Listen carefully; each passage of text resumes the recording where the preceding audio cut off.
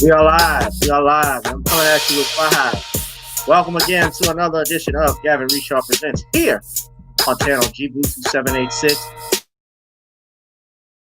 on Gavin Reshaw Presents on Facebook and on Twitter, on Periscope, wherever you are. I hope you're blessed and doing safe right now. We are about to get this movie review started. We are going to be talking about the films American Skin and One Night in Miami. So you guys get ready. There is a spoiler alert. I repeat, spoiler alert. So if you don't want me to break the news, you haven't seen the movie yet, and you're interested in seeing it, please look away. Please look away. Please go away, I should say. I'm not going to get ready to talk about it just yet, but we will be talking about it in the next couple of minutes. Coming into you on this Martin Luther King Day. And hope you all are out there. Let's see who we got in the chat. We got a few people on Facebook, I'm sure. We got people on YouTube channel. What's up, everybody?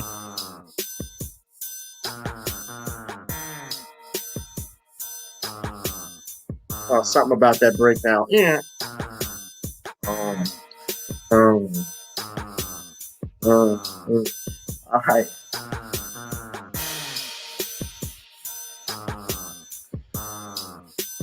Please hit that Cash App, Gavin Reshaw Esquire. You see that right there. You also got Google Pay at gavin.grich1@gmail.com.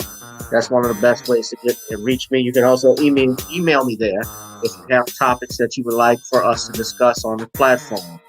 So we're going to get started in a minute.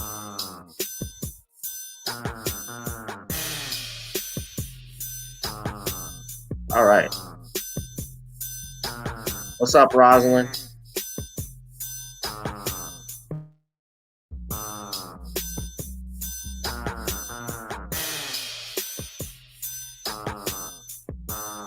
Oh, yeah, yeah. How y'all doing this Dr. King Day?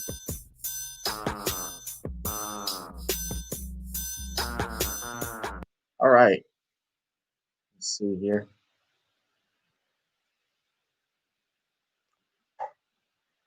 Good evening, friends. We are live. We are live again.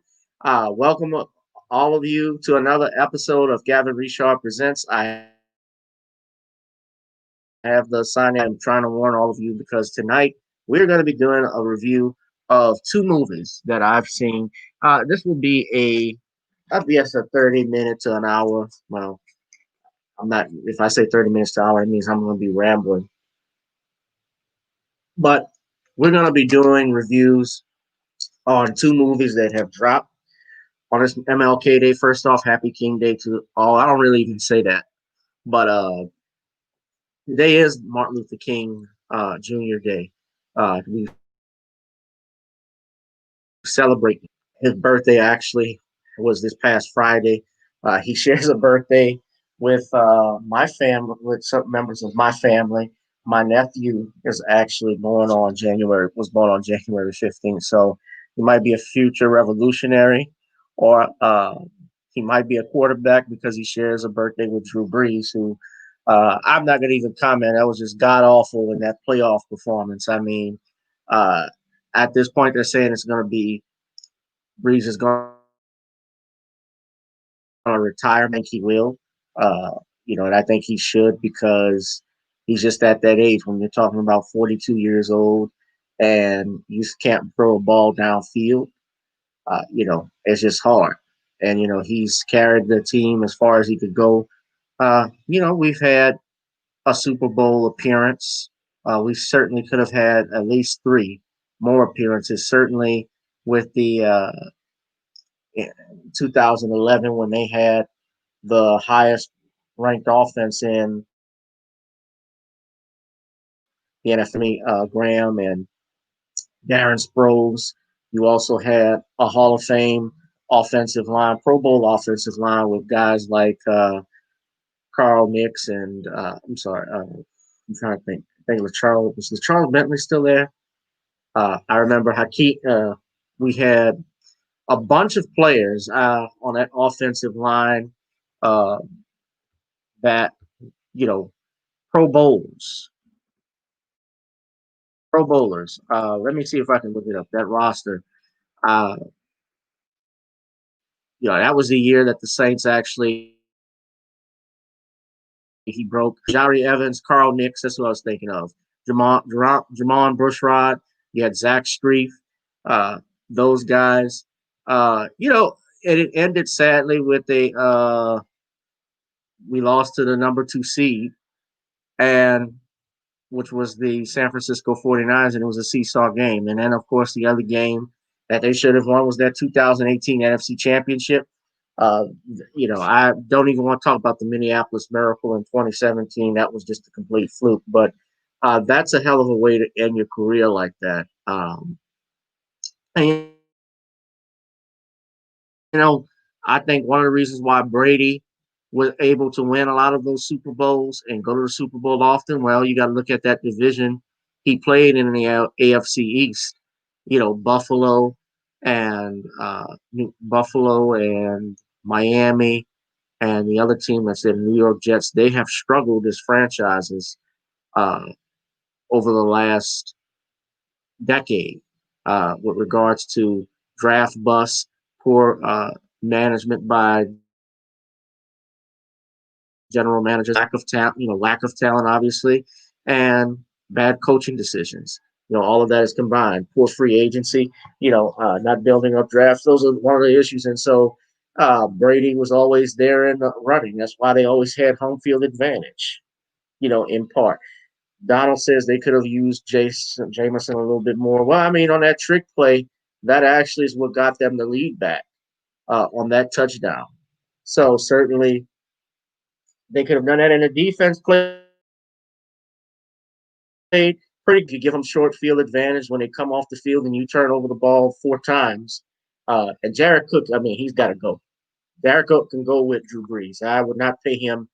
I wouldn't pay him in pennies. I wouldn't pay him in a Coca Cola. You know, Jared Cook was bad. He had that fumble. I mean, he's underachieved a little bit, but uh, yeah. So at any rate, though, uh, great career. Of course, I may not like his politics. City that I have to say it in 2005, 2006, the New Orleans Saints were about to leave New Orleans. There was talks about that and going to San Antonio and bringing him and Sean Payton in. They really changed this franchise around because I remember even as a kid how bad the Saints were. Where they would wear the brown paper bags to the games and they would black out all the home games because they could never sell out, things of that nature. That's just how bad it was with the Saints. And for years, never winning a playoff game. We only had one playoff win, and that was under Jim 6 years before Sean Payton came. So that was a whole year. I mean, decades of losing. And, 40 years later, when Peyton comes in, they turn the whole thing around. I mean, 2009 season obviously is the best season we had so far. But, it was, you look at it, they underachieved. Nevertheless, that's just the stuff that was going on this weekend. Of course, today again is Martin Luther King Day. You guys should check out a video that I did on my YouTube channel. It was on Patreon, but I will be up. Talked about the assassinations of Dr. Martin Luther King Jr., why he was killed, and the effect of that even today. Uh, because they try to focus on Martin Luther King. Of course, the things that you will hear is "I have a dream, I have a dream," but of course, uh, Dr. King even woke up from that dream and saw a nightmare in the awakening. Especially in his last few years of his life, he started to move more and more towards economic justice and also speaking out on foreign issues, particularly the Vietnam War. Look up why I'm opposed to the Vietnam War or why I oppose the Vietnam War. And that was a speech that he did a year to the date of his assassination.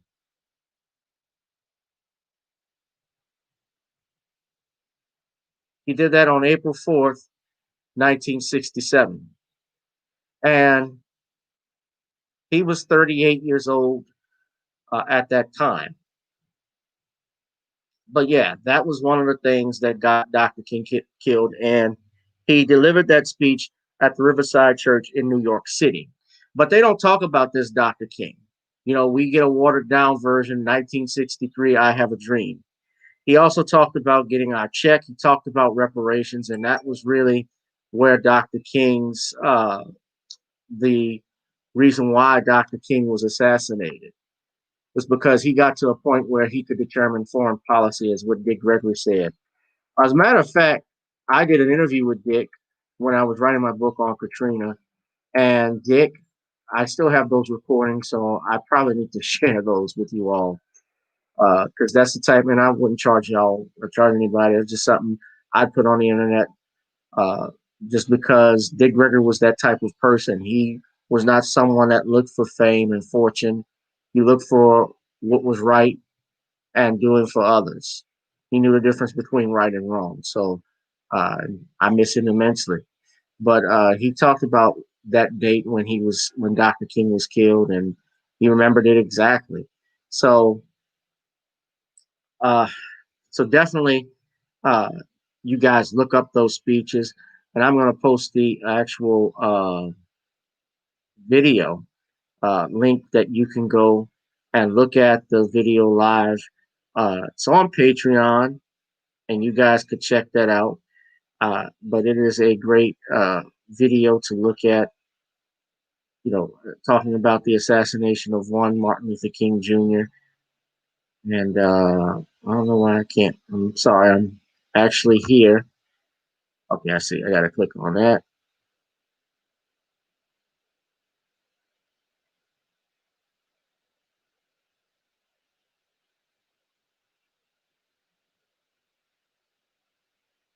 I'm actually going to share that with you all.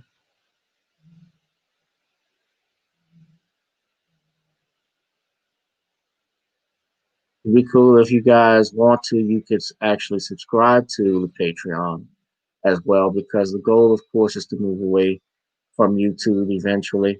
But let us get into it. We have waited long enough.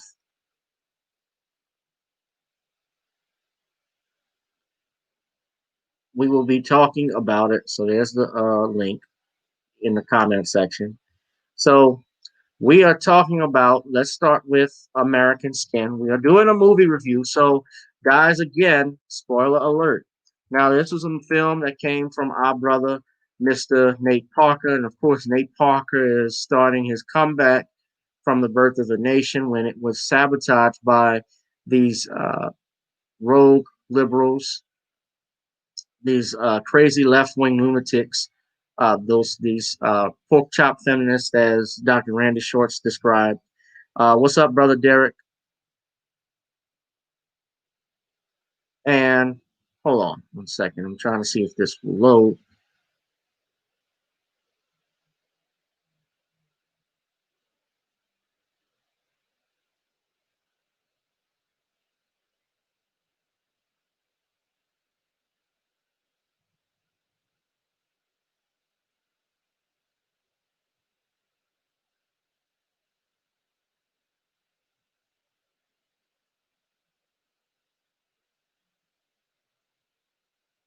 Okay,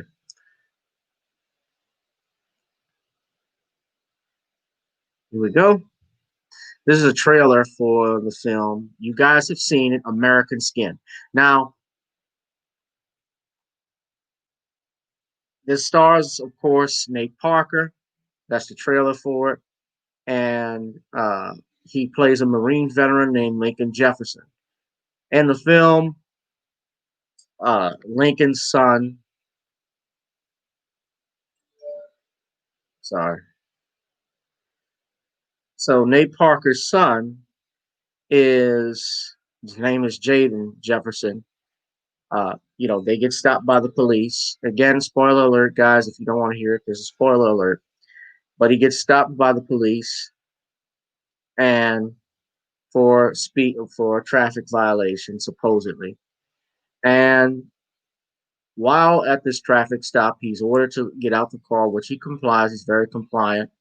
His son is recording the incident on his phone while another officer is frisking him, and that other officer is on the side by the car, passenger side where his son is. And at some point during the film, when he drops his phone and picks it back up, the officer draws his weapon and orders him out of the car. And the kid still holds the phone. The officers, of course, he's escalating the situation with the gun in the kid's face and screaming. And eventually, you guys can figure out what happens to the son. If you've seen the trailer for American Skin, and I'll just play it briefly. In this, of course, I do not own the copyrights to this. This is only being shown for news purposes only, and to offer commentary on this news document. Of course, they have to play an ad on IMDb. Come on, Layla. Not now. Time to get going, Layla. Not now. Hey, are you coming to Happy Hour? Not now. Now, when you're ready, Hiscox is there for you. Hiscox, protecting business dreams since 1901.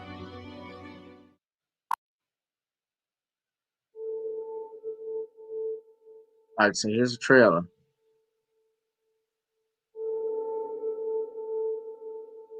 You remember me? How you doing tonight? Doing well, officer. Can I see your driver's license, registration, and insurance, please? Of course. My license is right here, my wallet. It's all right, son. You remember the night in July? Hands up! Hey! Wait! Put the phone down! Put that phone! Sorry, it's a phone! It's a cell phone! It's just a cell phone! You knew he was unarmed. Push the door and put your hands in the air! Officer, please, he's just a kid! You pointed your gun at him. Kid, get out of the car, son. Easy. You pulled the trigger. Put the phone away! Put the phone away! The grand jury determined that no probable cause exists to file any charges against Officer Randall. This is my son. This is my little boy. You took that from me. The world took that from me. Today we make that right. Hear me when I say this, because I'm only going to say it once. Don't stop filming.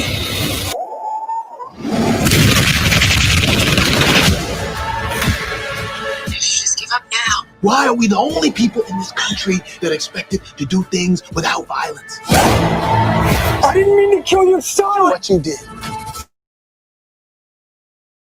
I just want justice. That's all I want. This is your jury, the deciders of your fate. Today, you will be tried for the murder of my son.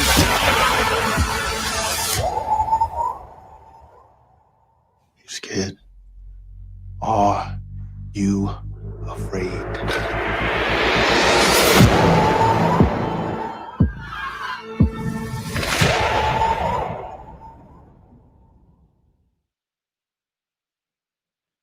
So that was the trailer for the movie. So you guys probably have seen it already, but I wanted to show it for anybody that wasn't familiar. But so in the movie, of course, his son is murdered by the cop. Now,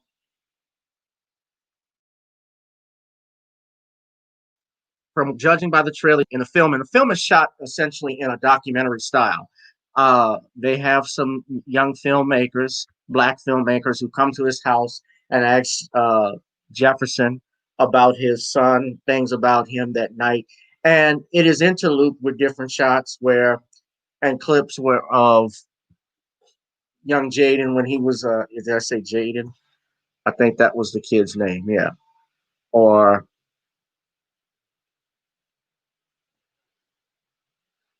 of the son, whether it's clips of the son, but also I may get their names butchered, but also uh of him interacting with his son and regards to how that conversation about being stopped by the police. Now, one scene, and again, spoiler alert, that was interesting in the film was where his son is doing a video chat with, I guess, his best friend, talking about the right to resist police officers. And you can have a right to fight back against an unlawful arrest. I'm paraphrasing.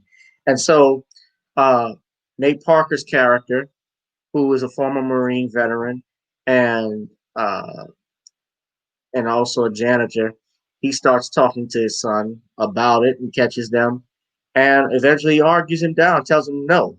If you get stopped, do not resist. And but dad, he's saying, Daddy, it's in the law. Dad, it's in the law. We can do this. He said, yeah, that may be true, but it's different for us. I want you to survive the encounter. And that is something essentially that every parent, black parent, goes through when they have to have the talk with their child, because cops, and we're speaking about police officers in general, and white America in general, have a view of black people that is not very friendly. We already know that. And so his character warns his son about surviving the encounter, how to interact, and so forth. And you see it from the trailer that the Nate Parker character was doing that, but that didn't stop them from killing his son. So, of course, in the film, the prosecutor, the attorney general, the grand jury decides not to indict. There's a rally, there's protest, and some time later there are riots, and they get uh, the actor is Captain Eugene. Well, the character is Captain Eugene Morris. The actor is Wolfgang Bodison. By the way, performances by the cast were great. I thought they did a great job. Acting wise, I thought the script was great. Now, I'm giving you my pros, and I'm going to give you my cons. My pros with it, of course, are the performances. I thought the direction was great by Nate Parker. I certainly thought the screenwriting, the script, the dialogue was great. Omari Hardwick is also in the film. The casting was pretty good. Uh, Ghost, Omari Hardwick, Ghost from Power, he was in it. And so I enjoyed the performances. Now, within the film, obviously after the indictment, and this is interesting, the police chief, played by Wolfgang Bodson. Bodson, by the way, was the Black Marine veteran, the Black Marine in A Few Good Men that was put on trial. If y'all remember him, that movie, A Few Good Men from the 90s. We're the 90s babies up in here, 90s kids. Okay.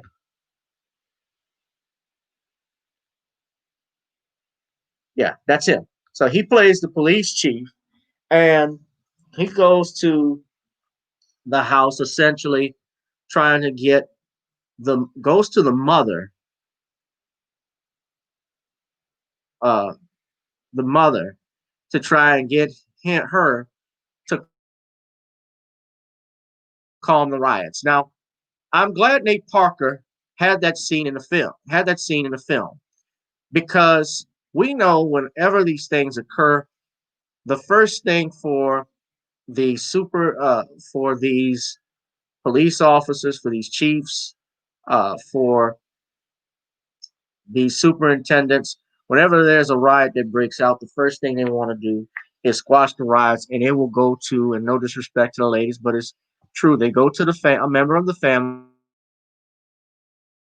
preferably situations we see the mother speaking, whether it has been Trayvon Martin, although his father was certainly a part of that trial as well. But she's been the one that makes, I know, most of the rounds.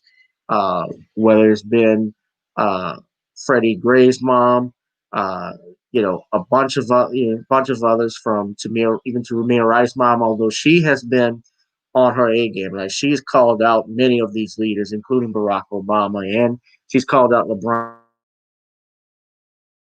James. But most of the times when we see this, we see quirk fest and quirk offs at these rallies and protests, and that was not in this film. They didn't focus on that.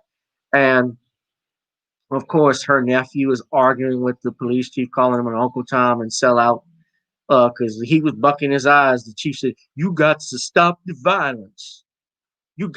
We need to pray for peace." And sure enough, she does urge, they bring the press out to her. And Jefferson's is watching this, and as well as his blood brother, as he calls it, Umari Hartwick's character, because they both served in Afghanistan in the Marines. And so they're close. So it's almost like Jaden was like his nephew. The boy was practically like a nephew to him. And eventually, Nate Parker's character decides to get justice and goes with him. And they go inside, of course, to the police headquarters where they hold a mock trial. They, of course, hold everyone hostage, and they order a mock trial on the two officers that stopped, well, particularly one officer that killed his son. And they hold a mock trial. They bring the jurors there. The jurors are actually some of the inmates, nonviolent offenders that are there. One, of course, is a Hispanic male, and of course the police. So they added some of the employees, those that were civilian occupations at the sheriff at the police station. They got to sit in on the jury, and some things, and this is where a lot of people's criticism of the movie came in, where they mixed parts of intersectionality with it. For instance, where there's a part where Nate Parker's character is arguing as the prosecutor for his son, and there's a point where the female officer who was happened to be there, the female cop, she makes a reference about how hard it is being a woman. And of course, when they bring up the concept of racial profiling, and I think everybody we get upset because we know that our African American issues have to be treated with uh, distinct solutions and explicit out, and they have to be explicit because that intersectionality thing does not work for us. When we talk about affirmative action benefit black people, that benefits white women. White women are the ones who benefit more from affirmative action than black men because when they modified the Civil Rights Act of 1964 and added things like Title IX, for instance, in the 70s, in 72, 73, that created a great disadvantage to black men because now minorities, even though they are white, and women are technically the majority, but they're looked at as a disenfranchised class by law. They are added to that group. So being a woman on the force, and speaking to the officers who basically speak against the notions of racial profiling that go through that African Americans go through. And at one point, when he brings out that jury, the jury of his peers, you know, the cop said who killed his son says, wait, that's not a jury of my peers. And Nate Parker's character excellently, brilliantly, excuse me, I'm about to say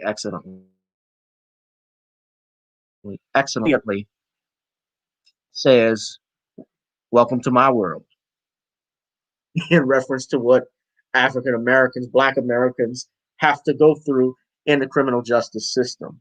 And they came in there, by the way, holding those guys hostage, guns ablazing. They had, uh, machine guns that were there.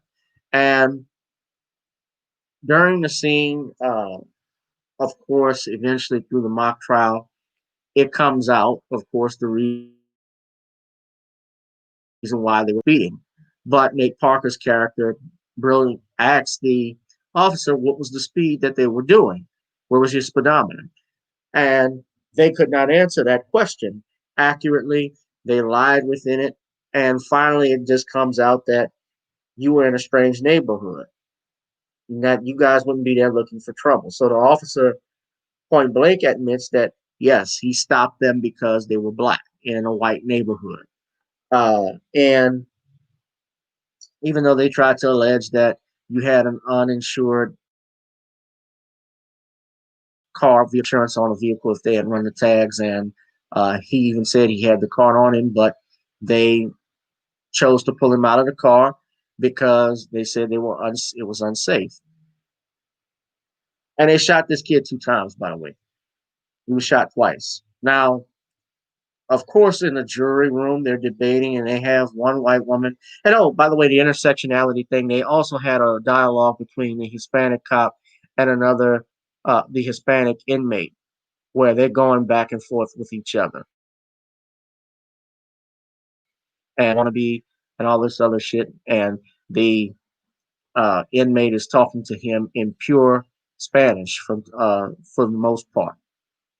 And so the one white woman who's on the jury, well, the big fat white woman, she talks about how hard police have it and all of this stuff.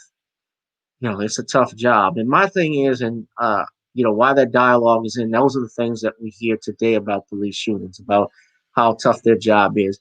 Well, and the way I look at it is that this is what you do for a living.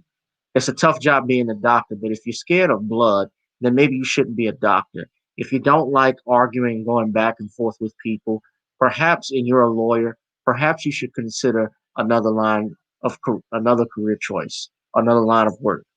I honestly like that dialogue that they had in there, uh, in the film. And in the penultimate scene, of course, he is found guilty, and they ask, what does that mean? And the Jefferson character orders the cop to call his wife and his son and speak to him. Like the justice. Now, here's my con part, right? He gets ready. He points the gun at him, and all the cops are freaking out. And they're going, no, no, no, no, no, no, no, what are you doing? And of course, they're surrounded by SWAT and cops outside, snipers, and so forth, too, while all of this is going on. And he points the gun, makes him get on his knees after calling his wife and son, and he pulls the trigger. But there's no fire. And that's because he took the bullet out and said, that's just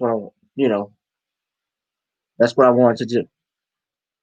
And guess that's what he essentially was just doing, was pulling the trigger, as a way of relief, knowing that he couldn't kill this person or wouldn't kill this person. And that was a way for him. I guess this was kind of a way for him because he knew uh, it would be a suicide mission going in there. So obviously holding police officers hostage, and he actually when he goes and stops at that black captain's home, he pulls him out as the first hostage, and it's very interesting. And of course, you have the documentary filmmakers that are there with him the whole time, and he ordered them before they went into the police station to keep filming. And so the cop cries. Obviously he's relieved that he didn't die, but a lot of us were upset. A lot of people were mad at the film, and that's my con with it, that he didn't finish it off. I Looking at this though, remember, let me just show this to you guys. Nate Parker was ostracized from Hollywood for about 2 or 3 years as a result of accusations that he was acquitted on. He was acquitted for raping that woman, and yet he was still punished by the media, by the press, by members of Hollywood, by producers, and countless others, directors, who did not want anything to do with him as a result of these as a result of those being acquitted. Now, that was my big con, and of course, I can tell you something. I kind of expected, or I was thinking something like that would happen, just because he's trying to get back in Hollywood, and also uh, Spike Lee is one of the producers, or is the producer of this film. This was also distributed by BET and Virtual Films, and I'm sure they had some say in what could be shown and what not. Remember back, if you guys don't know this, there's a movie that has never been released in theaters back in the 70s, I haven't even seen it, but I have heard of it called The Spook Who Sat by the Door. And in that film, uh, The Spook Who Sat by the Door, that was a character who essentially was in the gracious of, he worked in the government. He actually was in the good gracious of the man, as they call him, because that was the villain in those movies. And all the while he was doing this, he was also training and preparing his brothers and sisters for war. Uh, he was training Black America for war. He was actually working with groups, and of course, they did not want that movie to be seen in any theater across the country in the 70s. They thought riots would break out. Now, I'm glad I. Now, getting back to American Skin, you see they gave it 5.4 out of 10 stars. Not surprised by that. Um, Again, I praise the casting. I think Theo Rossi, he was the cop who killed his son. Or at least, no, he was not the cop that killed his son. It was Bo Knapp that was the killer. But Theo Rossi was played almost a public defender. Well, the public defender for Bo Knapp's character. Now, that was my big con with it. And then, of course, the other con is that, and you guys may figure this out again, spoiling. If y'all want if you want to turn away from the film, turn away from this video right now before we start talking about the film again and this ending, please do so right now. Now is the time. So that's Nate Parker there. So essentially, what happens is that uh, Nate Parker's character, he starts to surrender himself. They surrender themselves. He and his group, including taking off their life vests, their bulletproof armor, as well as arming themselves. And he comes out with his hands up. And as he's walking out the door with his son, with all the others, including the hostages, the officer who killed his son, he tells the SWAT team, "Do not shoot. He is unarmed. He is unarmed." Basically, telling him he's unarmed, don't shoot him. But yet, when Nate Parker's character comes out, you guys can guess what happened to him.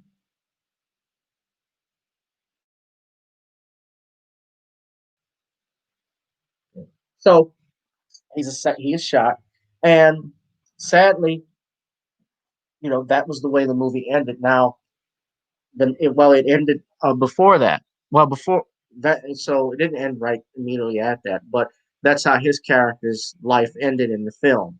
And then what you have, of course, is how the news media spins it around, and they say, "Oh, he had PTSD. This seemed like a mental illness," and they had to spin that narrative. And I thought it was interesting that they immediately after that they cut to sports commentary, and he starts talking about this kid that can ball, a black kid who is a baller and so forth. And so, it was talking about college basketball.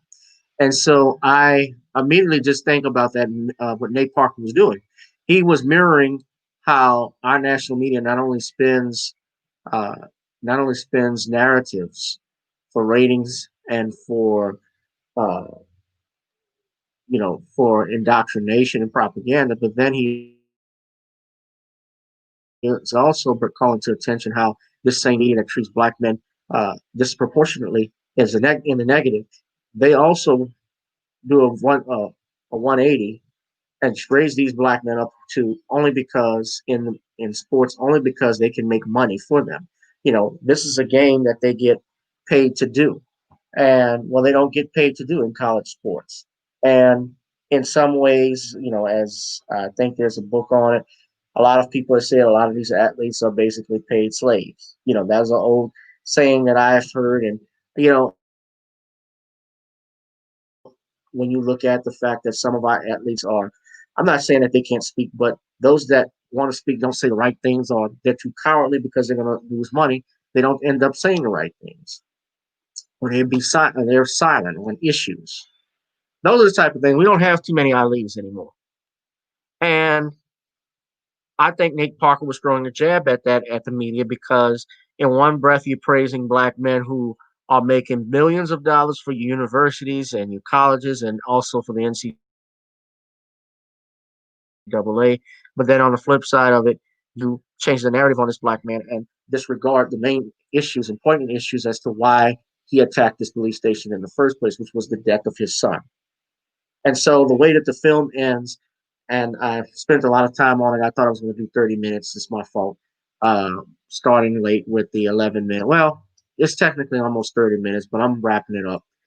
The ending, of course, the young brother who was recording the film, he actually who's the director of the that documentary that they were making on Nate Parker's son. They decided to go ahead and actually uh, he's holding a copy of American Skin. That was the name of the film, and he's holding a copy of it. And he decides to. It looks like he's going to release it because his character didn't stop filming the entire incident from everything that went down. So overall, if I had to, I would give American Skin. That's how the film ends. And who knows? I know Nicole was talking about this in her review. It I don't know if you could make a sequel from it, but Hollywood, the in Hollywood, anything is possible. They can bring characters back from the dead. It might be something. It might be something where there's a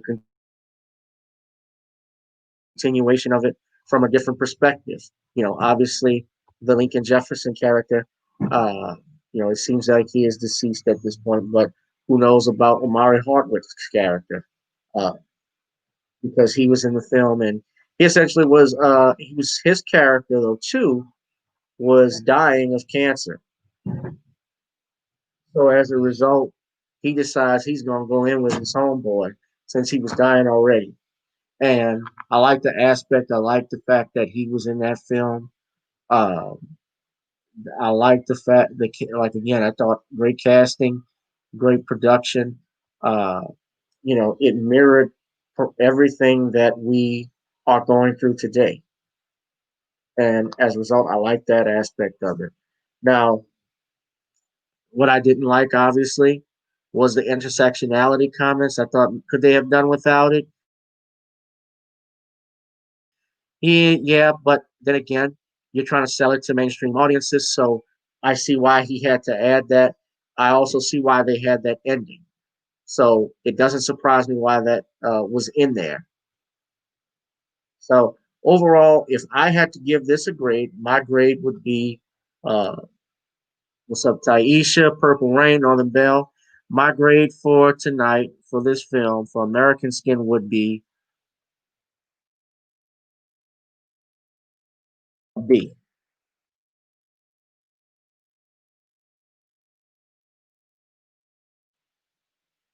I give American Skin a B.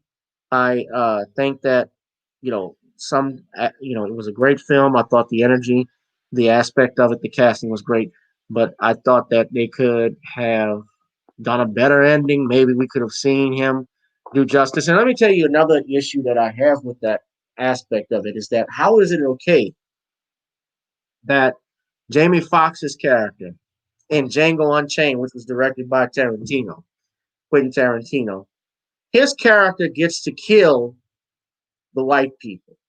Now he didn't kill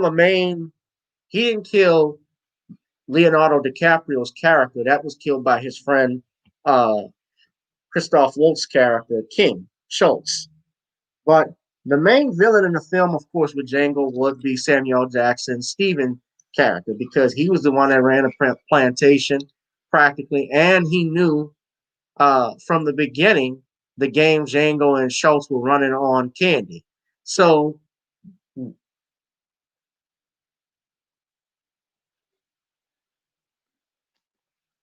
so his character could kill, of course, all of those white henchmen, but here you didn't get to see Nate Parker kill a cop for whatever reason.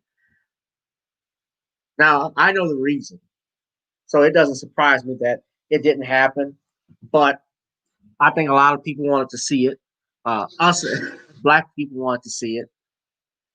Uh, of course, it's not something that because it's not something that happens in real life. We don't kill police officers like talking about it. And his character in one of the poignant lines in the film when he was talking to his ex-wife, his ex-girlfriend, mother of their child, their son, when she's trying to tell him to stop, he says, "How come we are the only people that we are where?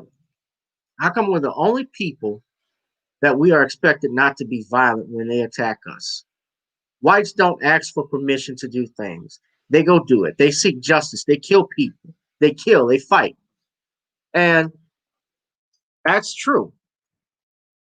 That is true. We are the only group of people that are expected not to do anything if you are attacked.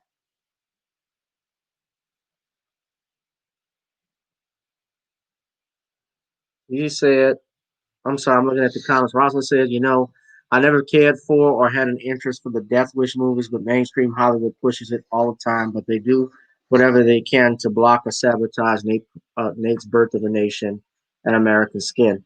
Well, that's an interesting point, but I did watch.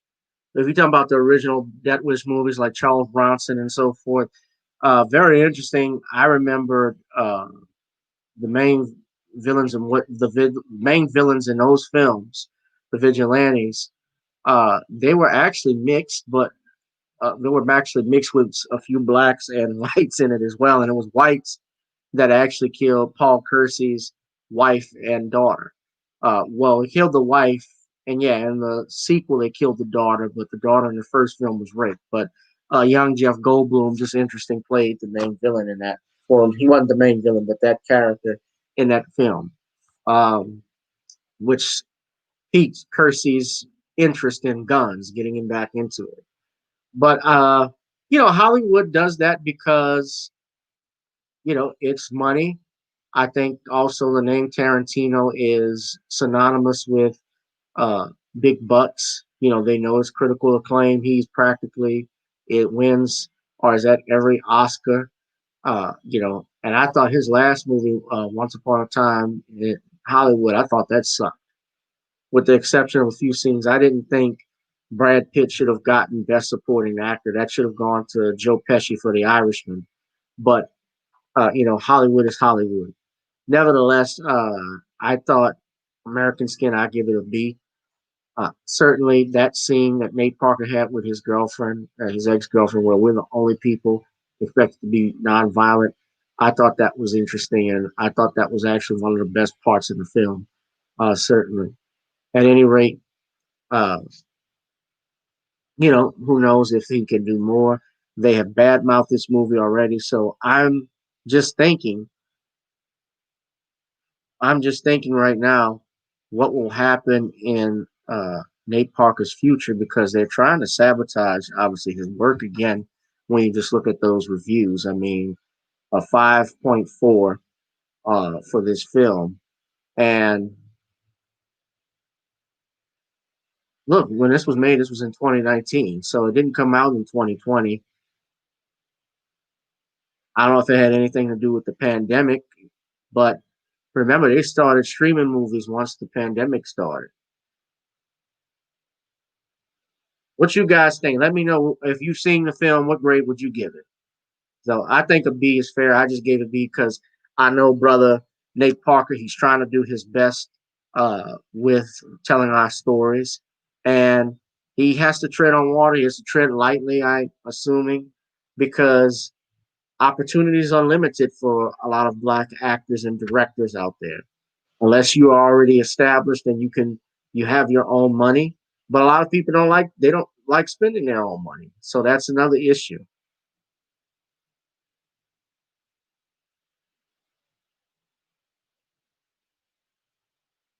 So I gotta see if I can get Amari Hartwick to come on because apparently too, looks like he's doing a lot of things. The Army of the Dead, Las Vegas. I know that's a movie coming on Netflix, but they're actually making a series out of it. So that might be interesting.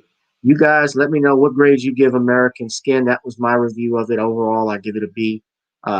The only reason why it's not an A is just because of the ending in the film. I thought maybe it could have been better, but even when I think about it, I think he wanted to commit suicide because uh, he knew he was going to die. He wanted to send a message about how America treats its black men and wanted to do something. And apparently, I think after losing his son, he didn't want to live anymore. And that might have been the reason why he did it. But overall, he pushed a message behind it and he got people talking. So I give it a B. All right. Let me take a quick break for a second, and I'm going to come back and do our next movie, which is One Night in Miami. So you guys stay tuned. We'll be right back after this. Please, again, check out my podcast on Anchor, Gavin Richard Presents, and also the Patreon that's in the description that we have here, the Patreon account that I have in the comments. Uh, let's see, somebody has left a comment. Purple Rain gave it a C. I was really hoping for a better ending. Yeah, I think so. But I mean, again, when you're in Hollywood, there's a filter you go through still. You can't do everything freely like talking about it. So I think he changed it. And you say changing it for TV. Well, this was all streamed live. I mean, nothing, it was uncut. It was all rated film. So, again, I think when you look at the Django movies, of course, Tarantino has a little more clout. But you notice that Jamie Foxx got to kill Steven in the film. He didn't get to kill the main white man, which was Candy. That Candy was killed by the other white man. So you had white on white crime and black on black crime. Although what Django did wasn't a crime, it was self-preservation and defense. But yeah, so yeah, you guys just hang in there, give me a second, and we will be right back in the next minute. So just hang tight. You guys, let me know, Taisha, what grade do you give the film? Because I know you've seen it.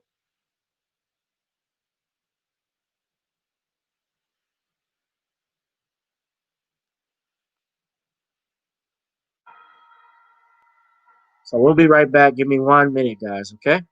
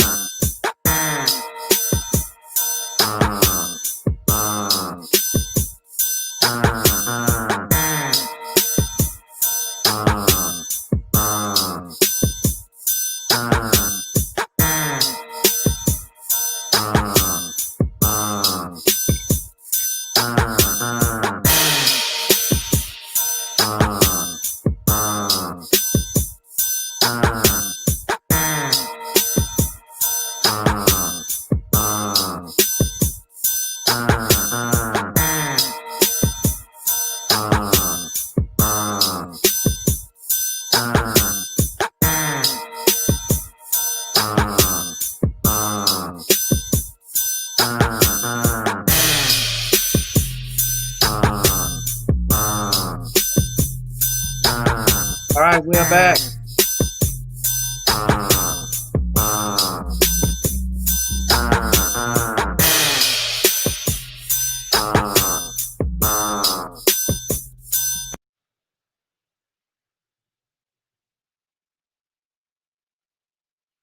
Okay, guys, I'm back. Of course, our next film we're going to do a review on. This is fun to do.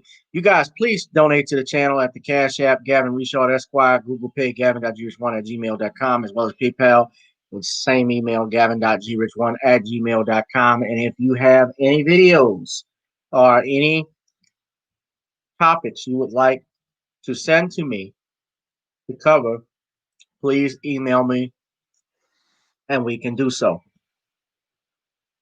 Eating a little healthy, I'm eating a raspberry.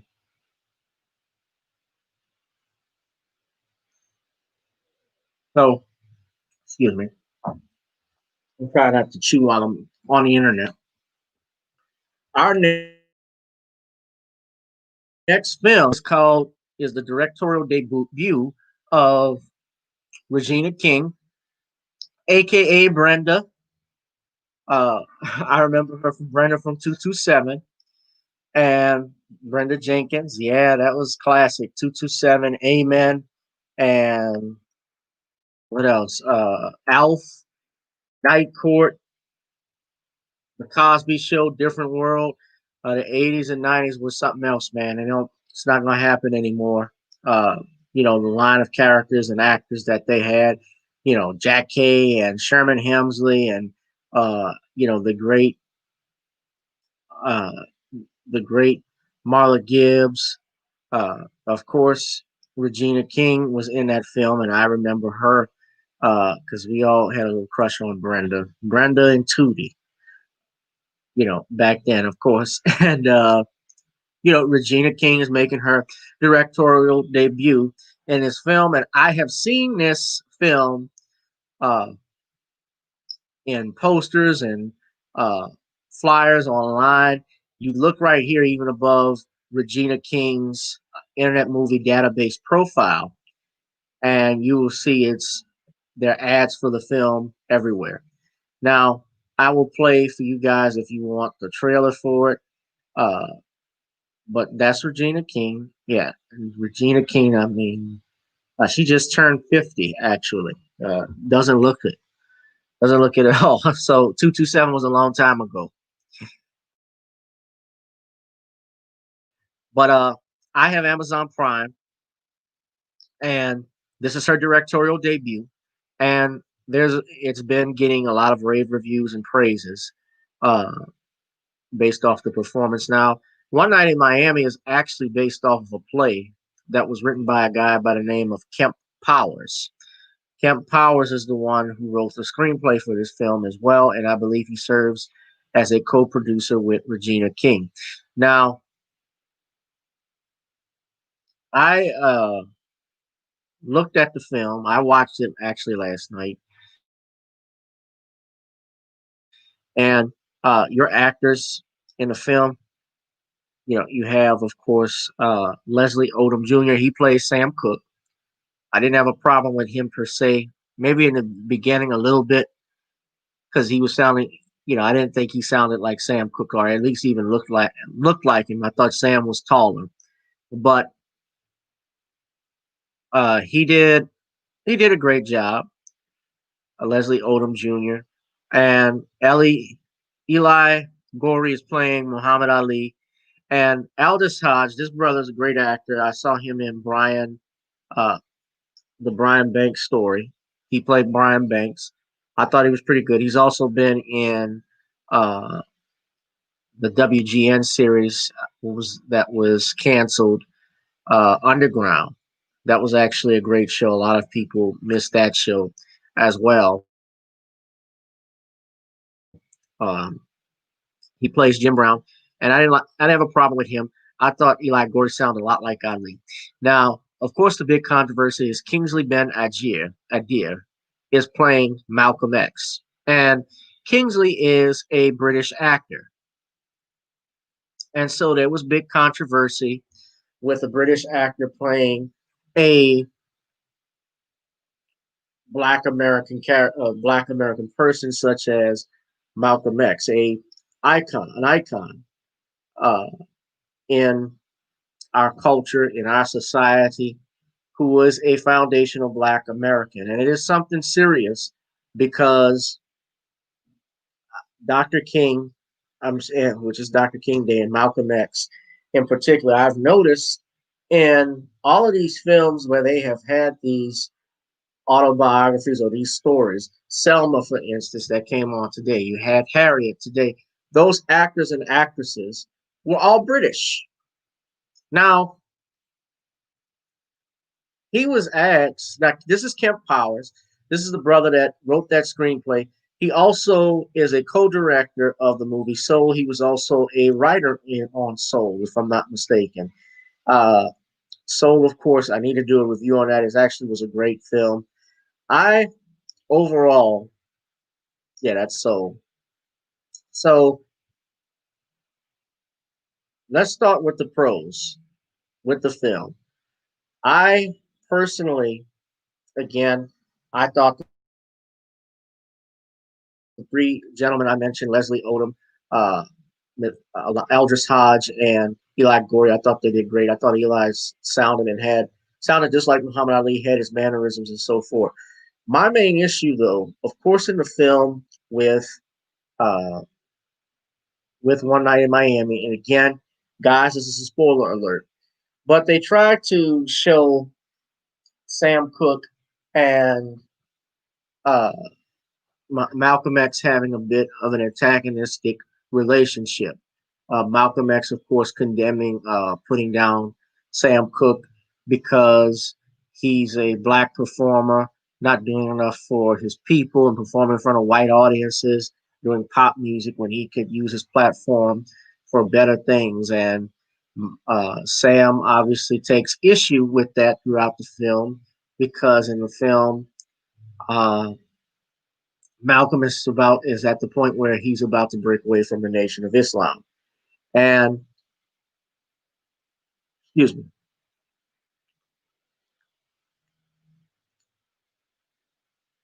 And normally I just look at how great the performance is, but the issue that many people, foundational Black Americans, have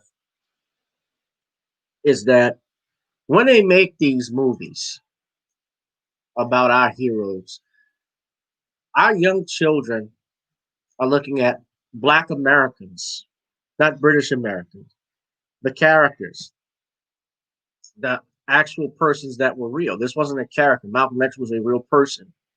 And, when Denzel Washington played Malcolm X, and I was 6 years old when that film came out, that's still Malcolm X to me. And it's even funny because Denzel is not a tall person, and Malcolm X was about 6'4", but that's how commanding Denzel was as Malcolm. Uh, I remember when Mario Van Peebles played Malcolm X in the Ali film. And I certainly thought Ali in that film, I thought that the character Malcolm, I thought Mario Van Peebles looked like Malcolm X.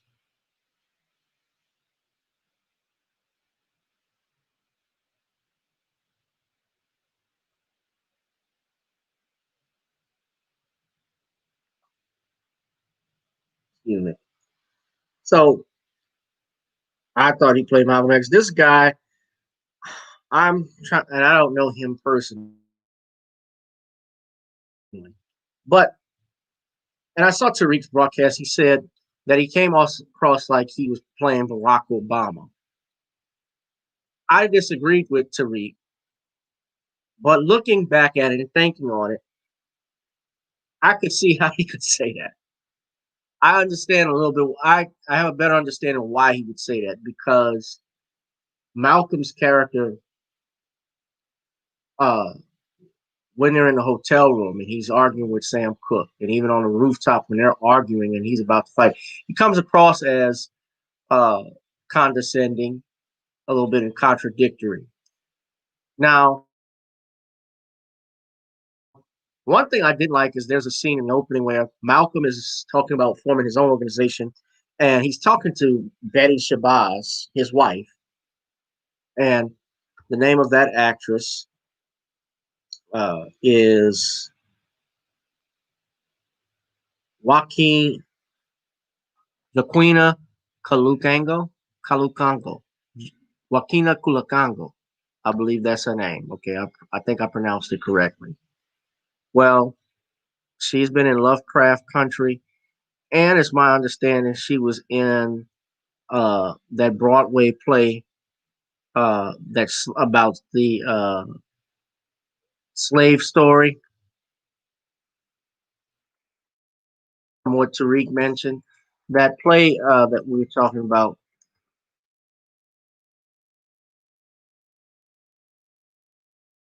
was a slave play. That was it. Okay, very controversial because it was like a Mammy Bedwitch thing, and I believe she was one of the actresses in that film, in that on that stage, if I'm not mistaken. Yes, she was. She played the Broadway version. Okay, so I have it for those that may be doubting me. This is actual footage. This is actual confirmation from Wikipedia. Let me pull it up for you. Hold on a second.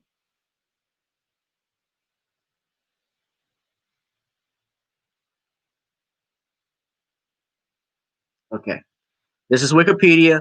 This is the role and principal cast. She was on the Broadway version. Okay, that's her. That's her name. So there's no mistake. This is an image of her. Tariq shared this.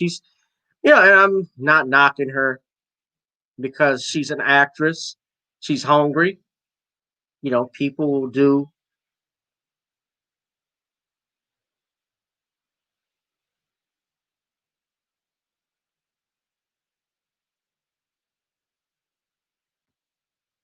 Yeah, but that's her. So people star in films and will do things that uh, a lot of, especially early on in their career, there are movies that and roles that some people will do and start off doing. I mean, people start off as extras and playing tough guys and so forth. And, shit, Clefton Powell made a career of playing bad guys. Nevertheless, slave play was messy. You're right, Rosalind. It was a mess. I never even seen it, but I have no interest in seeing it just because the nature of it. When you see a black woman grabbing on a white man like that, especially when it's supposed to be uh, in the antebellum period during uh, before the Civil War and so forth, it just makes my stomach churn. It's just like, nah, yeah, yeah. So you know, again, the British brother, he actually sat down and did an interview with Blacktree. And I remember Regina King, there was some flack from something she said about uh said about British actors playing American roles. It reminds me and it mirrors what happened with Samuel Jackson some time ago when he complained about the fact that all of these rappers were getting all of the roles that actors were dying to get and couldn't.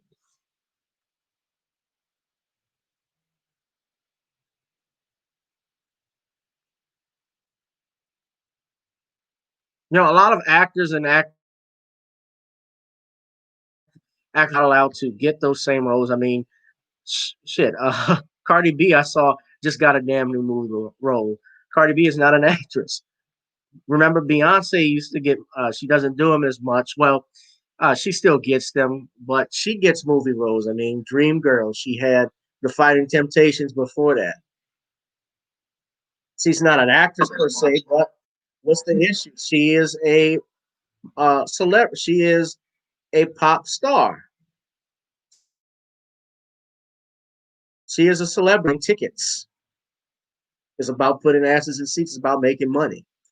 It doesn't surprise me that that they cast her, and obviously it doesn't surprise me that Cardi B gets it. But there are a lot of brothers and sisters who don't have those type of who wish they could get those types of roles, and unfortunately they don't get those.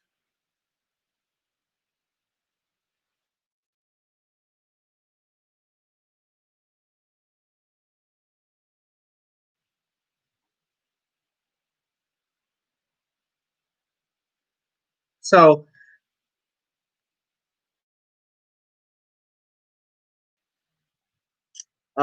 itself, I want to see if I can play that interview that he did with Black Tree on playing Malcolm X, and he's the star.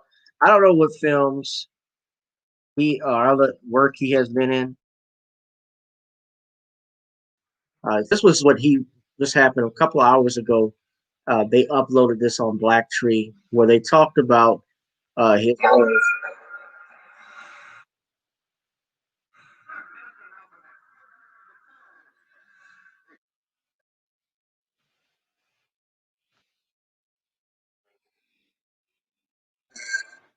Be familiar with more of your work, but you're a new face to me, and I was a little skeptical when I seen this new face playing such an adorned character as Malcolm X.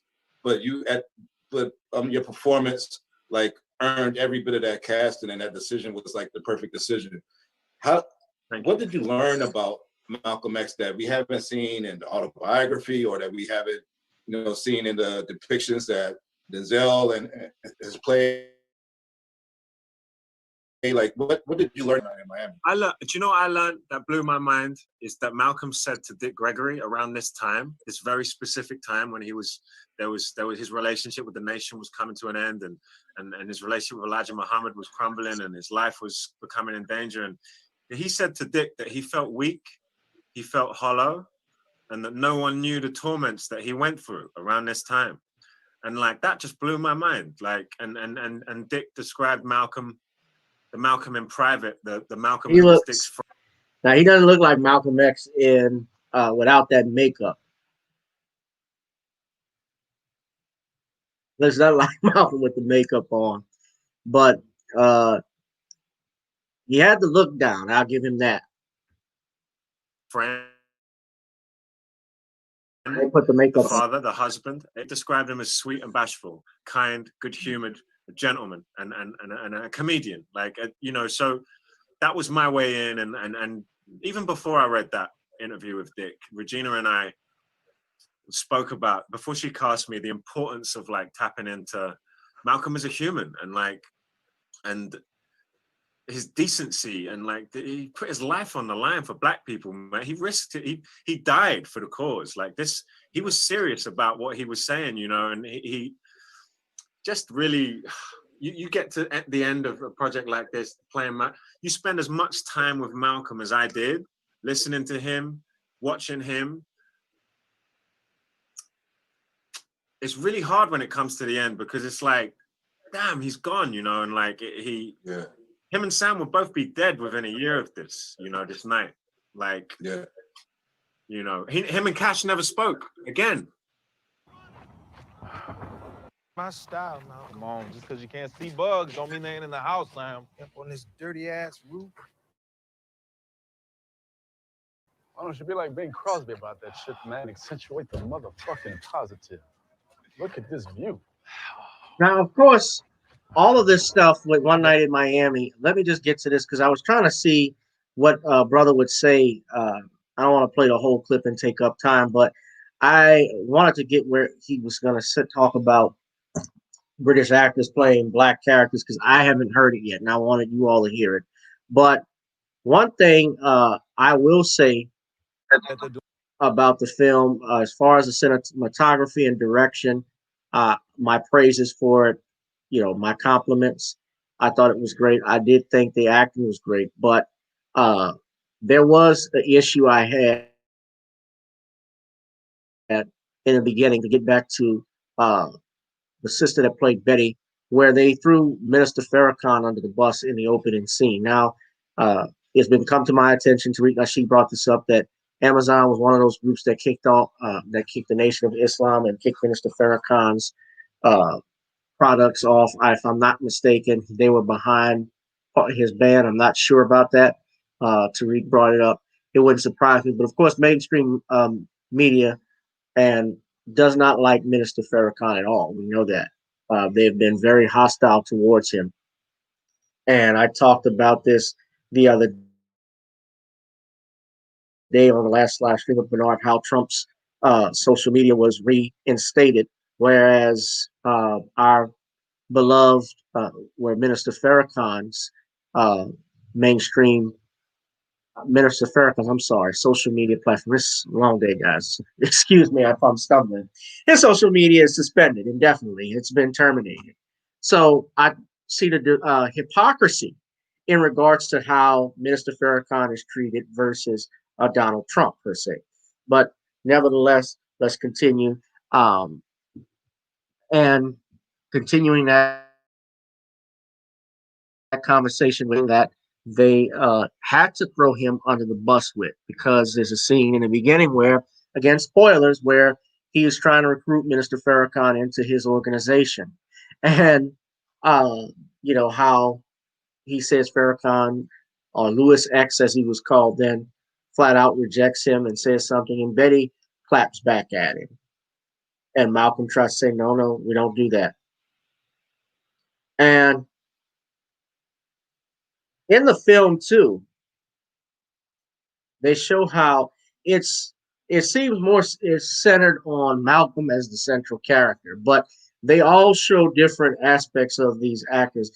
Uh, the one thing and one scene that really jumps out to me was when Jim Brown, excuse me, Jim Brown is going to the home of this wealthy white man. I believe he's if I'm not mistaken, in the film, he's played by Bo Bridges. And he meets his granddaughter. First, he walks in, greets and shakes hands with the granddaughter. She's pleased to meet him. And her grandfather, played by Bo Bridges, I don't know if he's in Hollywood, if I'm not mistaken, or he's actually, I think he's a wealthy donor, if I'm not mistaken, that wanted to meet him. And, Jim Brown is from Georgia. I think this took place in Georgia, this scene. And they're drinking lemonade. They're talking about things they love, about football, about uh, being in the NFL, how he's doing his acting career. And Bo Bridges' character mentions how he's moving some things. And to that point, Mr. Brown, Jim Brown's character, even jumps up and says, well, you know, let me give you a hand with that, sir. I should be the one to help you with it. And, I'm able to do so. He said he ate that, but we don't let niggas in the house. So after all of that talking that they did, bonding over sports, over football, over Jim Brown. I'm sorry, he went to excuse me. Yeah, how Jim Brown went to I said Clemson, but Jim Brown didn't go graduate from Clemson, but he graduated from Syracuse, if I'm not mistaken. College Football Hall of Famer, yeah. So he's from St. Simons, Georgia, right? So all of that talk, and it's perfect. The reaction by Jim Brown's character, the Eldest, who's played by Eldridge Hodge brilliantly, just his face completely drops at that moment. The guy walks back, nothing. But it goes to show you what they thought of black people, despite their talent, despite their efforts, despite everything that they did, what they truly thought of men like Jim Brown. Sam Cooke as well.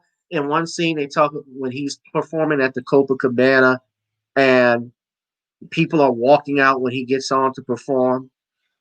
He's having difficulty with the manager and, bringing his band on, performing in front of everybody. And so they completely ignore Sam. And that's one of the things he goes through. But of course, and that's in 1963. They all show these guys doing different things before the 1964 fight that Cassius Clay had with against Sonny Liston. Now, let me see if I can go ahead and play the Kingsley Ben Adia sings about playing Malcolm X. Life story documented in the Okay, now he looks like Malcolm. Y'all see that And you must picture have. And with the red wig I on? asked Regina about the casting, and she said best person, best actor for the job, and I agree. But of course, we heard this conversation come up with Cynthia and Harriet, and when British actors, and I had this conversation with Steve McQueen also, when British actors are playing these African Americans here, have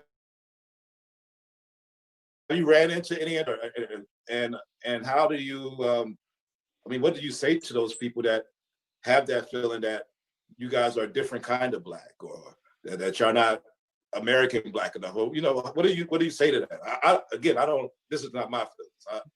For sure, no, I completely understand, and I noticed questions coming, and it's like, this is a conversation that is unpacking as we speak, and we don't know. We're in the middle of this. Like, we're in the middle of trying to figure out like representation and who should be playing who and who shouldn't be playing who. And I can talk about this from a casting point of view, and like each casting process is different. Every film has its own different casting process.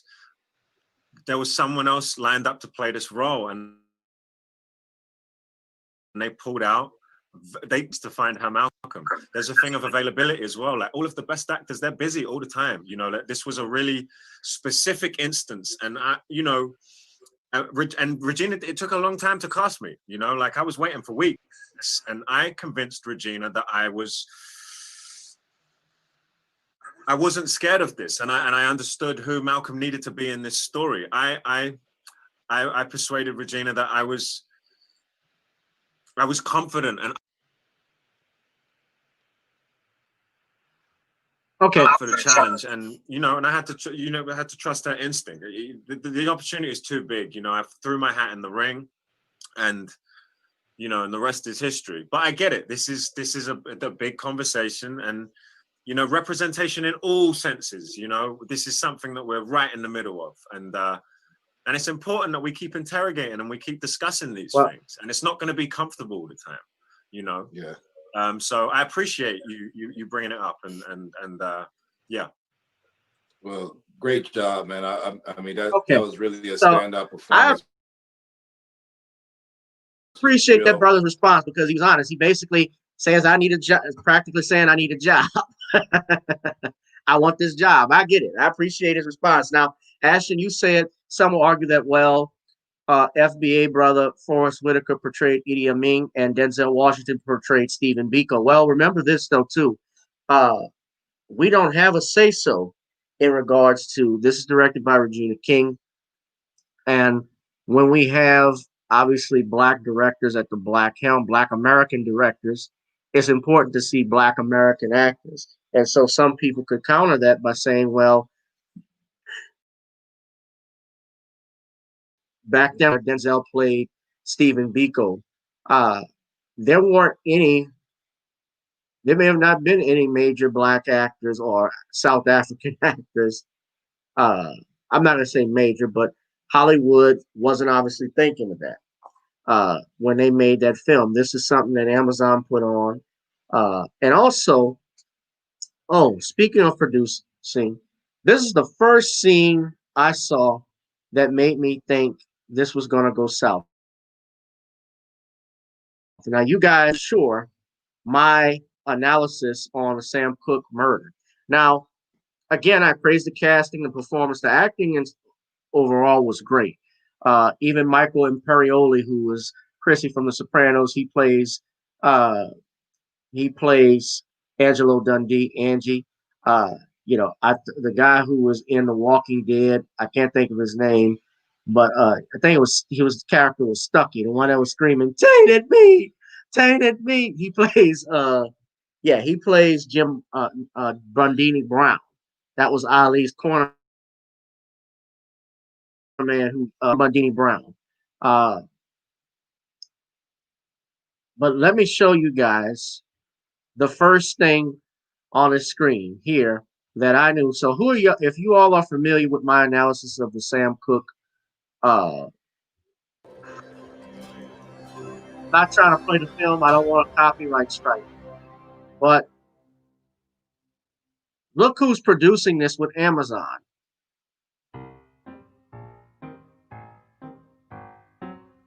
All right, pause. Abco. Abco Films. Yes.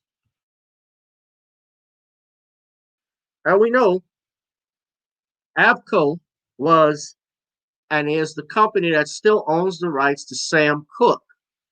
When I say own the rights, they actually own the rights to his entire life, rights to his image, his likeness, his music.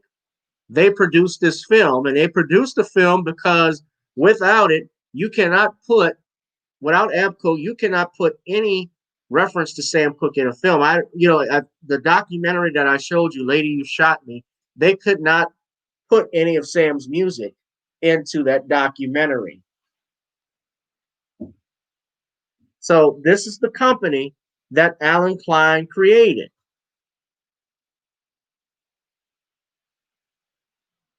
Abco owns all of Sam Cooke's music and royalties, music publishing, and any artist that was under Sam Cooke's record label, SAR, back in the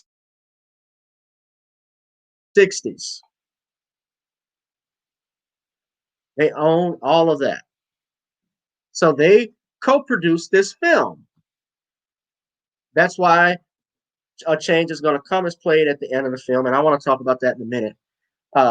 In the next right now. So yeah, Abco Film. So that was Purple Rain says, wow, I didn't know that. Yes. And Alan Klein, of course, he was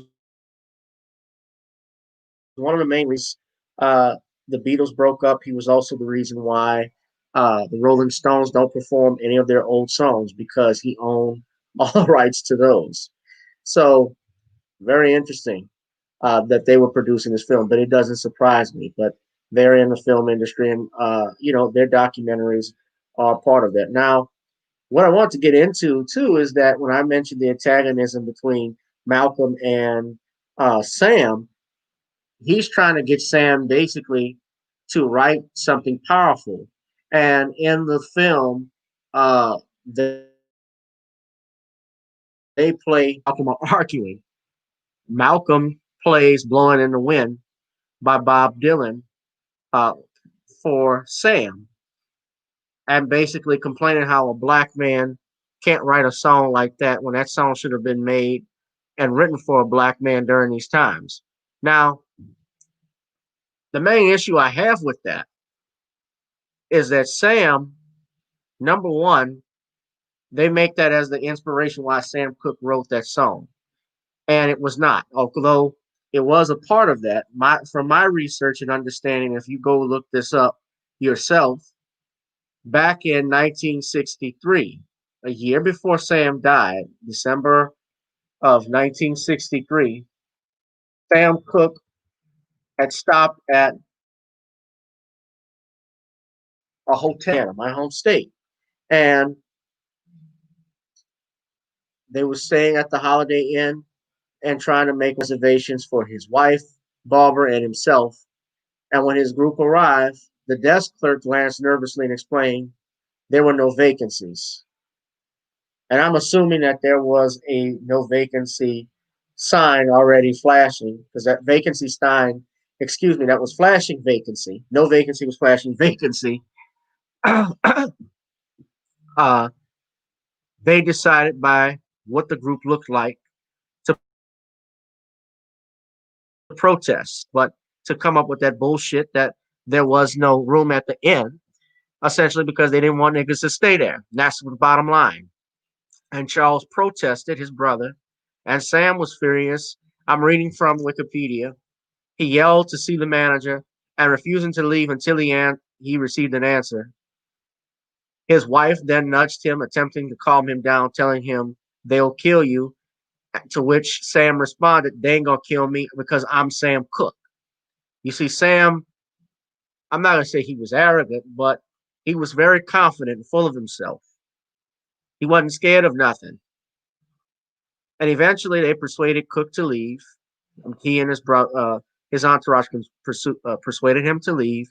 They drove away, calling out insults and blaring their horns.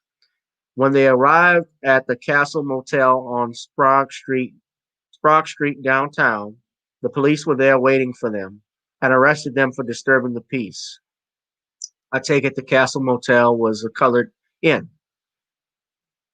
The New York Times ran a UPI report the next day, headline Negro band leader held in Shreveport. But African Americans were outraged. In 2019, then Shreveport Mayor Adrian Perkins, he just ran for United States Senator against Billy Cassidy here, apologized to Cooke's family for the event and posthumously awarded Cooke the key. I'm reading this from A Change Is Gonna Come. See, I'm bringing my resources. In addition, upon hearing Bob Dylan's Blowing in the Wind in 1963, Cooke was greatly moved that such a poignant song about racism in America could come from someone who was not black and was also ashamed he had not yet written something like that himself. However, his image and fears of losing his large white fan base had prevented him from doing so. Cooke loved Dylan's song so much it was immediately incorporated into his repertoire. He was further influenced by the message of the dream in Martin Luther King Jr.'s "I Have a Dream" speech at the Civil Rights March on Washington that year. So, in 1963, following Christmas, he invited J.W. Alexander to his home to preview a new song he had just written, one Cooke was very excited about. He ran through the number on his guitar twice, the second time going over it line by line. So he actually had this written around the time the fight had actually in Miami had actually taken place.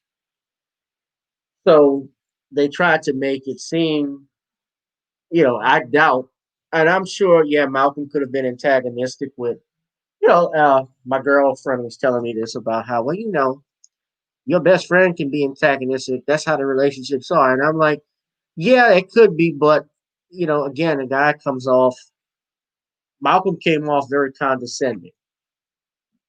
But within that, essentially that became the basis for why Sam wrote A Change Is Gonna Come. And then in the film, they have another scene where Muhammad and Malcolm are, eventually almost come to blows. Muhammad actually almost attacks Malcolm because Malcolm announces that he's about to leave the nation.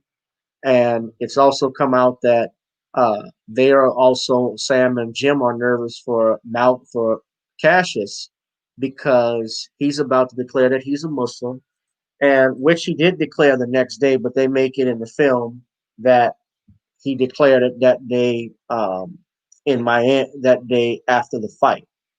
But it was the next day when the story ran that he was joining the nation. And he even did an interview with, I believe it was Howard Cosell, where he stated that his name now was Cassius X. And eventually, a few days later, he changed it to Muhammad Ali, which was given to him by Elijah Muhammad. So they almost come to blows over that breakup. And they also show Malcolm's home, the end of the film. Jim Brown, they show Malcolm's home being firebombed. Jim Brown retires from the NFL, uh, which he did to pursue his acting career. And even Cassius Clay or Muhammad had announced that was going to happen. And I think Jim didn't want him to announce that just yet, but they told that to Sam and Malcolm uh, what was going on. And I think overall, uh, you know, Sam was, like I said, when he's a very confident person, he was staying at the Fountain Blue Hotel in Miami, not at the Black Motel, because his Alan Klein actually had arranged uh, for him to stay there.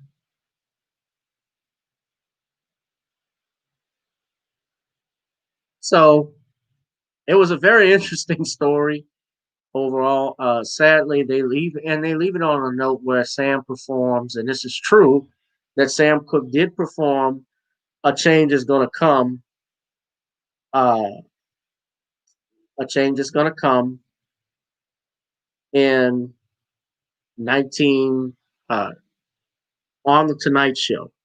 And they ended there when Malcolm's house is firebombed. They showed Muhammad getting his new name, and they showed Jim Brown retiring. The problem, though, too, even with the factual aspect, is that Jim Brown actually retired in July of 1966. This is supposed to be set in 1964.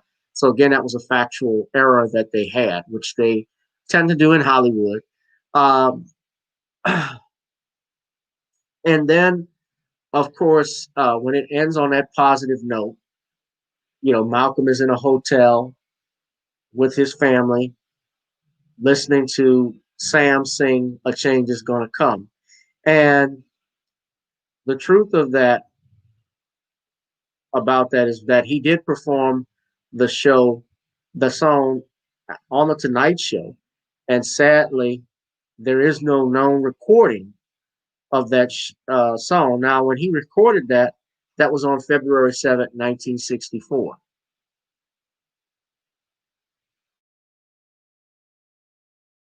And persuaded Sam to do away with promoting his most recent single, to do away with it and promote "Ain't That Good News" and perform. And Cook was against it. He decided to sing it. That was a song that he sung, and sadly, there's no known footage of that. Uh, I wish there was, because back in the day, the Tonight Show, they never taped their performances. Sadly, so when it was lodged by the NBC timekeeper, they lodged it. It's a long. They called it. It's a long. They didn't save the tape of the performance, which sucks because that's the only time we ever see Sam Cooke. We would have ever seen Sam Cooke perform that live. He's not performing it. He did perform it later that year, and sadly, uh, 11 months later, and again, this is another factual thing. Malcolm was assassinated in 1965, not 1964. So he actually had a change that's going to come before the Ali fight. So people don't know that. Now, I just want to give you all some facts so you guys can see this yourself. I know you can't read. Let me zoom in. But yeah, he performed it February 7th, 1964. The fight takes place February 25th, 1964. So Sam actually had this before. So I'm sure I'm not going to say that Sam didn't have conversations with Malcolm about civil rights. That would be, uh, I would be damn naive, so damn naive rather, to think that they didn't. I'm sure that it did come up, and I'm sure they had conversations about how they could use their platform to help others. And Sam even claps back at Malcolm because, Sam was at a position more than Malcolm to take care of his finance, his family than Malcolm was. Malcolm didn't have a necessarily a job per se, but he did, speak for the nation. And even Sam was calling, when are you going to speak for yourself? So they took these jabs. I noticed that, and I was like, they were taking jabs at the nation a little bit, especially with the Farrakhan matter, trying to make Farrakhan, antagonistic. And we, we know that Hollywood is known for doing that, and Hollywood fictionalizes a lot of things to make the film dramatic, uh, the timeline fit for the story that they're doing. So there are things that are taken as fictional, and of course, in the beginning it says inspired by true events. So I don't doubt again, yeah, that stuff happened, but how it went down, I don't believe that was the case.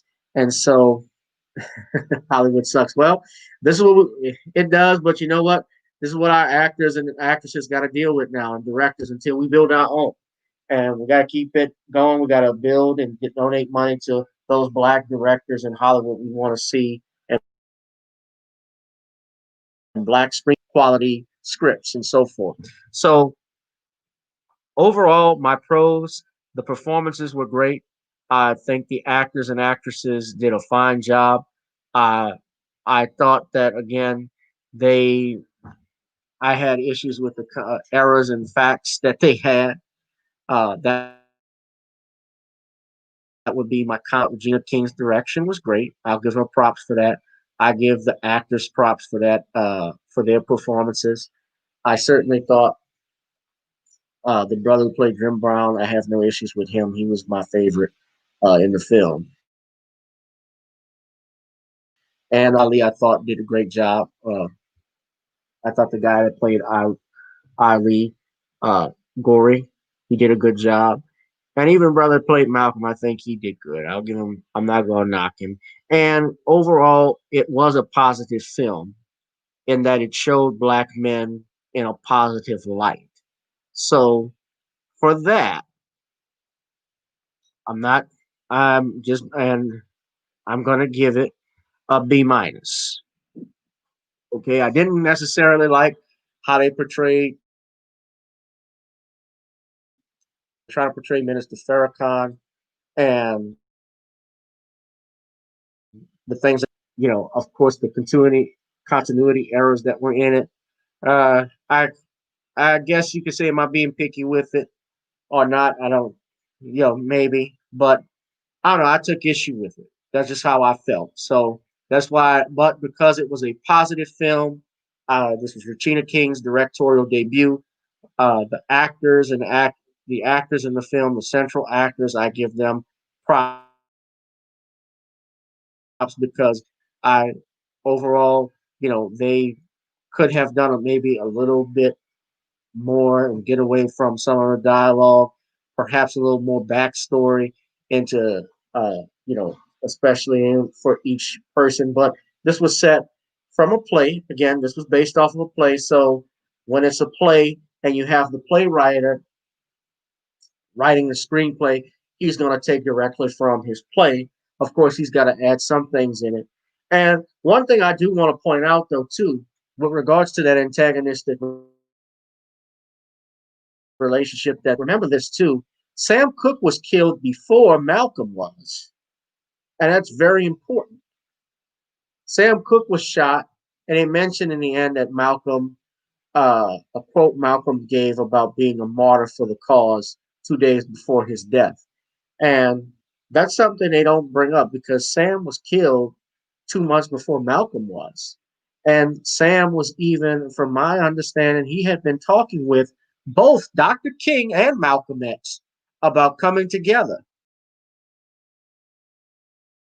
and was in a position to do that. And he talked about it, how he was the music publisher for his company. And Bobby Womack wrote, a song that didn't chart hot on the Hot 100. I think it was like 92nd, but when the cover was done by the Rolling Stones, and this was a great line in the movie, how Jim Brown said, "Oh, Muddy Water," when they made the name Rolling Stones, they said, "Oh, Muddy Waters Group," because that was based off of Muddy Waters' song. Uh, that's the impact that black musicians have had on your white superstars. But those black musicians like Muddy Waters and Lil Walter and Chuck Berry so much, but even he got robbed. They all got screwed in some way, shape, or form. But it shows you the impact that black people have played in America. So One Night in Miami, I give it a B, B minus at best. I thought There were some positives. Again, it showed black men in a positive light for pioneering black men in a positive light, and I appreciate that. Uh, Again, some things could have been different, but if I asked you to go see it one night in Miami, I would say go ahead and see him and make your own decisions about what you think. You guys tell me in the comments what you think. If I'm wrong for making these picks and for these grades, I think they're perfect. My grading was great. I personally believe that. But anyway, guys, I'm about to wrap it up. You guys in the comment section. So that was my review of first movie review. I really enjoyed doing this with you guys. American Skin and One Night in Miami. Again, I can't stress it enough because we're talking about changing things. Please donate to the channel. Cash App, Gavin1 at gmail.com. PayPal, Gavin.G1 at gmail.com. Patreon. If you want to be on Patreon and support me, support my videos that I drop out there and also my podcast, please, that is the link right there at the bottom to the Martin Luther King video I did about the assassination of Dr. King. You guys can check that out. Excuse me while I get some water.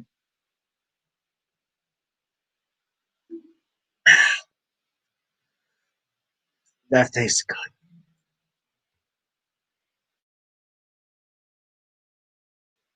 You guys, I gotta get those.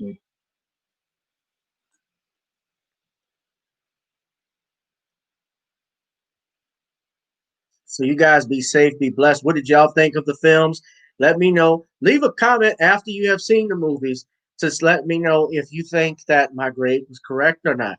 How did you feel about the films? Those are some things I would like for you guys to talk about too. Uh, but again, shout out to everyone. Thank y'all for tuning in. We're probably gonna do another one. I think we're gonna do one Wednesday. I'm gonna let you guys know with Dr. Carmen Johnson. I'm gonna try and reach out to her because I believe she's in DC right now with regards to the inauguration that's coming up. And right now, I know DC is on edge. The nation is frankly on edge because of these about these extremist groups that are supposedly going to be doing rallies on the state capitals in protest to the inauguration of Joe Biden as 46th president in relation to the 2020 election. So, everybody, please, right now, if you have not, and I did this live stream with Brother Johnson, you saw it. If you have not gotten any ammunition, if you've not gotten any firearms of anything, it is now the time to do so. If you can find them, go to uh, buy stuff online while you can, because in a while you may not be able to get it. Things are flying off. Self-defense. I can't stress that enough. It's better be safe than sorry. All right, guys, I'm out of here. Y'all be safe, be blessed. Check out those two films and let me know what you think in the comment section. I'll holla. Peace.